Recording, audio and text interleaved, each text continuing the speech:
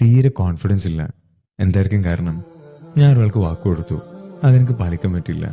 അയാൾക്ക് വീണ്ടും ഒരു വാക്ക് ഞാൻ കൊടുത്തു, അതും എനിക്ക് പാലിക്കാൻ പറ്റില്ല. കൂടെ കൂടെ അയാൾക്ക് കൊടുക്കുന്ന വാക്കുകളൊന്നും എനിക്ക് പാലിക്കാൻ പറ്റുന്നേ ഇല്ല. എനിക്കൊരു പേര് വീഴും, വാക്കിന് വില ഇല്ലാത്തവൻ. അയാളുടെ മുമ്പിൽ എൻ്റെ വില ഇടിഞ്ഞിടിഞ്ഞില്ലാണ്ടാവും അല്ലേ?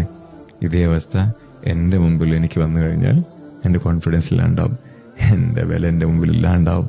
ഞാൻ എനിക്ക് കൊടുക്കുന്ന ഒരു വാക്കും ഞാൻ പാലിക്കുന്നില്ല. നാളെ രാവിലെ എനിക്ക് നേരത്തെ എഴുന്നേക്കണം, ജിമ്മിൽ പോകണം. അലാമടിയും സ്നൂസ് ബട്ടൺ നെക്കി എൻ്റെ മുമ്പിൽ എനിക്കുള്ള വില ഇടിഞ്ഞിടിഞ്ഞില്ലാണ്ടായി പോവാണ്. ഒരു മോട്ടിവേഷൻ വീഡിയോ കണ്ടതുകൊണ്ട്, ആരെങ്കിലും വന്ന് വാടാ ഉഷാറാവുക എന്ന് പറഞ്ഞതുകൊണ്ട് എൻ്റെ കോൺഫിഡൻസ് കൂടത്തില്ല. എൻ്റെ കോൺഫിഡൻസ് കൺസിസ്റ്റൻ്റ് ആയിട്ടുള്ള എൻ്റെ എഫേർട്ടിൽ മാത്രമേ കൂടൂ. ഞാനൊരു കാര്യം തീരുമാനിച്ചാൽ അത് ഞാൻ ചെയ്തിരിക്കും എന്നുള്ള രീതിയിൽ എൻ്റെ മനസ്സ് എന്നോട് പറയുന്ന ഒരവസ്ഥയിൽ അവിടെ മാത്രമേ കോൺഫിഡൻസ് വരത്തുള്ളൂ.